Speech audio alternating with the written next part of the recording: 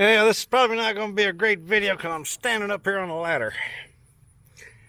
But down here, you can see that I've put one of those clips up under the soffit.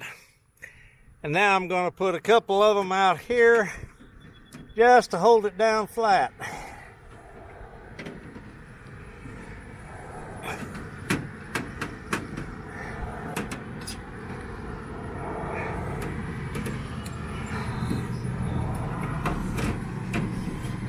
Just slide them under.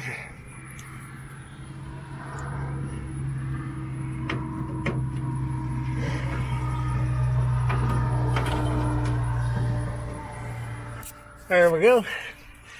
Now I've got to go up here on top, put on a couple more clips, and put my screw in at the very top right there. So, okay, right up here at the very tip top, I drilled a small hole. I'm going to screw in this hook.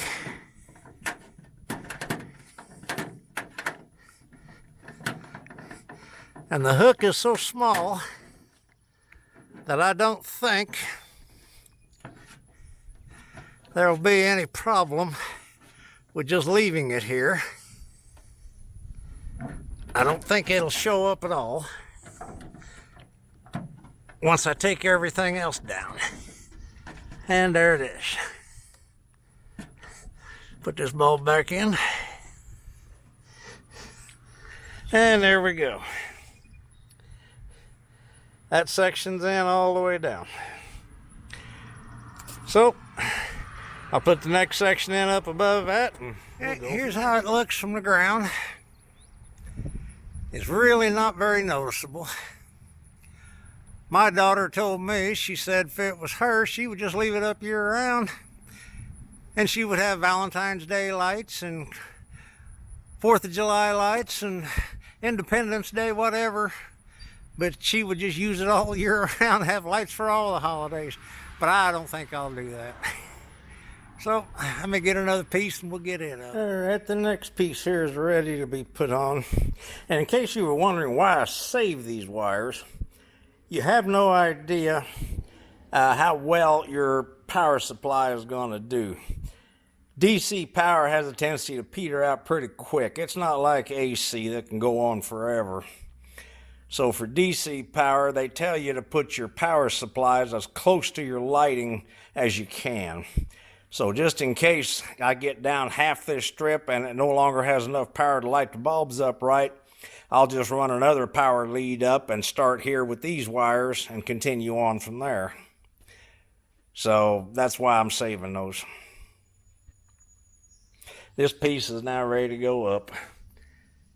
It's all together. The wires are all nice and straight. You want to straighten them out as you go along because otherwise they may not stretch out to that 2.5 inch spacing on there.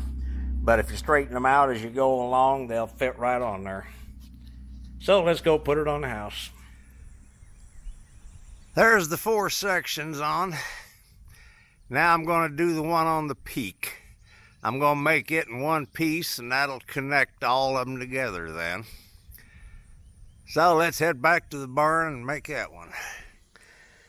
I climbed up the ladder this morning, measured for the 2 pieces I need to finish out there at the peak. They were both around 30 inches. So now I'm going to go ahead, drill all the holes, and then I'll come back and we'll pop rivet it together and then put the bulbs in. So I'll be right back as soon as I get all the holes drilled. All the holes are drilled and I've pop riveted it together right here at the peak. So it's one solid piece now. So now I'm counting up my bulbs. This one takes 24 bulbs.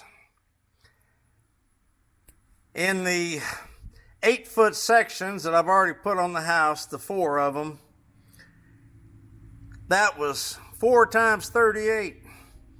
That's 152 bulbs. You can only run 170 off of one plug on that controller. So that left me 18 bulbs. Well, it takes 24 for this, so that's 6 too many. So what I'm going to end up doing is at the very bottom of the peak, where I've got the 7 bulbs, I'm going to disconnect it there and run a new line starting there, because this has to go on around the house anyway with bulbs.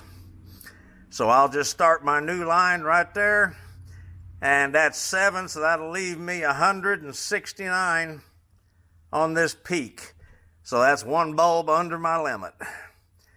So let's put some bulbs in it.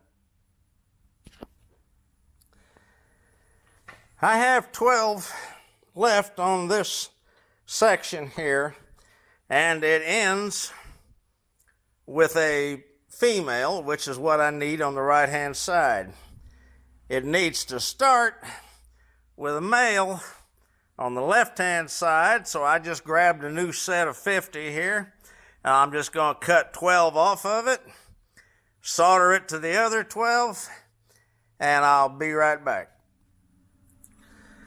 Alright, these are soldered together, but because there wasn't enough room to put a larger heat shrink in there, I'm going to wrap a little tape around them just to help make sure that the weather stays out. And I can only stress this too many times. Always remember that your voltage has got to go the right direction. So like on this side, the voltage is coming in on this side right here, because that starts at the male plug. So that's the side the voltage is coming in on my lights.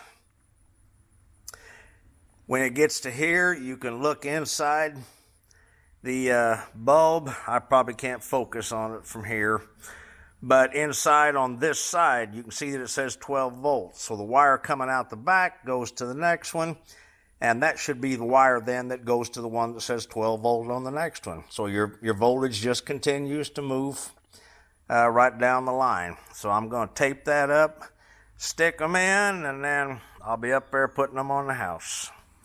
See you there. All right, it's in up there. So that's connected on both sides and ready to go. Now I'm going to drop down here, like I said, and disconnect those last 7 lights.